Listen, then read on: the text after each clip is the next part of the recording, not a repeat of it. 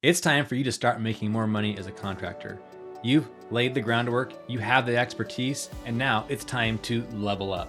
In this video, I'm going to show you 7 ways on how you can make more money as a contractor. I'm Steve Dell, the Profitable Contractor, where I share tools and tactics to help grow your contracting business. So number 1, you have to check up here, your mindset. You have to show up confident. You have to get out of the fear-based tactics and get into more of that confidence role. So with mindset, you have to believe in yourself. By believing in yourself, that will give you the confidence that you can talk to your clients and that they will actually want to pay you what you're worth.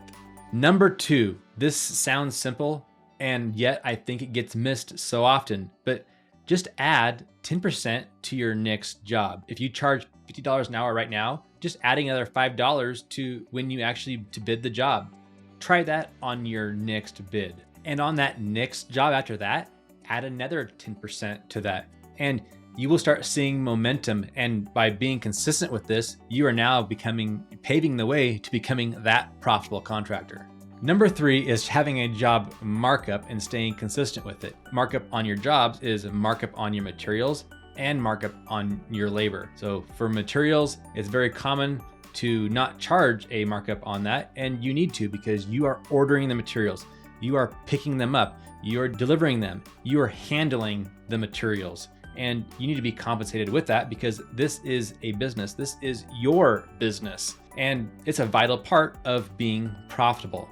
Number 4, using your calendar and staying on track. Using your calendar is going to help you be more efficient, and it's going to create a system that is going to be very powerful in your business. And I'm assuming you're using a calendar of some sort. Paper and digital is very powerful together. By using a calendar, it helps you visualize what job you have right now and what job you have next week. Are you cramming them in together to where you have no space to allow the inevitable change orders? Are you allowing yourself enough time between each job is super important. If a client wants to have all these change orders on a job, it might be unreasonable for you to be able to complete those in the timeline that you have before you move on to the next job. You don't want to jeopardize your future job for the current job that you're on. Use your calendar to become more efficient so you can become more profitable. Number 5 is charging a proposal fee.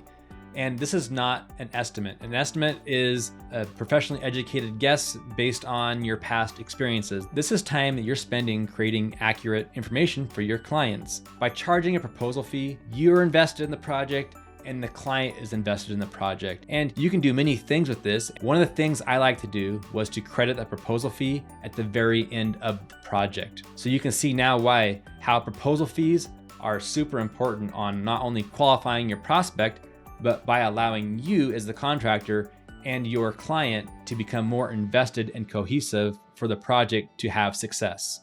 Number 6 is specializing and staying in the sweet spot of your business. Now, I want to ask you this. If you had a shoulder injury, would you go to a general practitioner or would you want to go to a surgeon who specializes on shoulders? I mean, for me, I'd want to make sure to pick the specialized surgeon. So it's the same thing in your business. You want to make sure and specialize and stick with the process. So if you do bathrooms, you're maybe not doing all bathrooms. You might have certain qualifications for what type of bathrooms you do. Make sure and stay with that process and don't veer off of it. Once you start veering off what you specialize in, it's so easy to start doing anything and everything. And when you specialize, you start becoming more efficient and you're more able to create processes that allow you to become more efficient. So you can start creating those repeatable actions and become more efficient, which turns to be more profitable. Number 7, stop trying to serve everyone.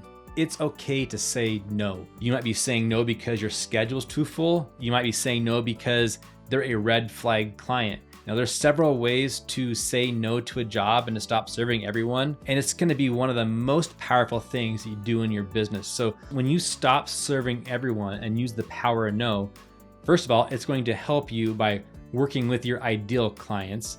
It's going to help you, secondly, by giving yourself time to prospect for your ideal clients. And thirdly, it's going to give you time to actually work on your business than being a slave in your business. For more tools and tactics on how to grow your contracting business, make sure to click on the video to the right. I'm Steve Dell, the Profitable Contractor, and I will see you there.